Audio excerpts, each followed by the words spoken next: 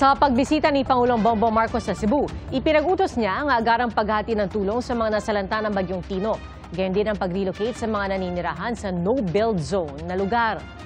Saksi si Alan Domingo ng GMA Regional TV.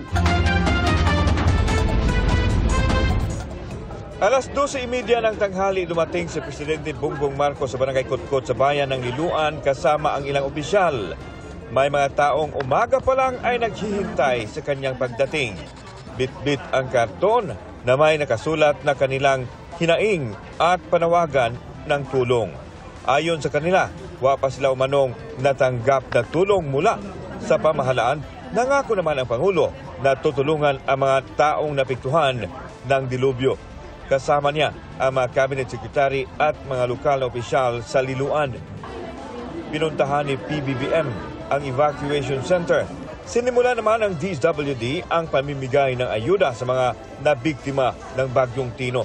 Sunod na binisita ni PBBM ang mga nabiktima ng bagyo sa Talisay City na pansamantalang nanunuluyan sa Talisay City Sports Academy. Pinuntahan din ng Pangulo ang lugar malapit sa Mananga River na isa sa mga grabing nasalanta ng umapaw ang tubig sa ilog. Mula sa Talisay, dumiritso ang presidente sa Cebu Provincial Capital at dito nakipagpulong sa representante mula sa iba't ibang ahensya ng gobyerno para maki-update sa mga nangyari mula nang manalasa ang bagyo. Ipinag-utos niya ang agarang pagbibigay ng ayuda sa mga nabiktima ng bagyo. Ipinapasiguro rin ng Pangulo na nasa maayos na kondisyon ang mga evacuees. Git ng Pangulo dapat ma-relocate ang mga biktima na nanirahan sa no-build zone. Ipinapatayo naman ng Department of Human Settlements and Urban Development or DSUD ang temporary shelter sa mga biktima. Nagbabala na ang presidente sa banta ng dala ng Bagyong Uwan na papasok sa Philippine Area of Responsibility. Sa no-build zone, kaya't kailangan silang i-relocate. So yun din, isa pa yun ginagawa namin.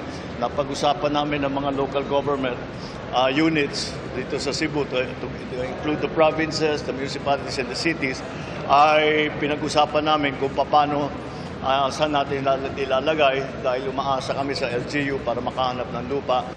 Para sa GMA Integrated News, ako si Alan Domingo ng GMA Regional TV, ang inyong saksi. Mga kapuso, maging una sa saksi. Mag-subscribe sa GMA Integrated News sa YouTube para sa iba't ibang balita.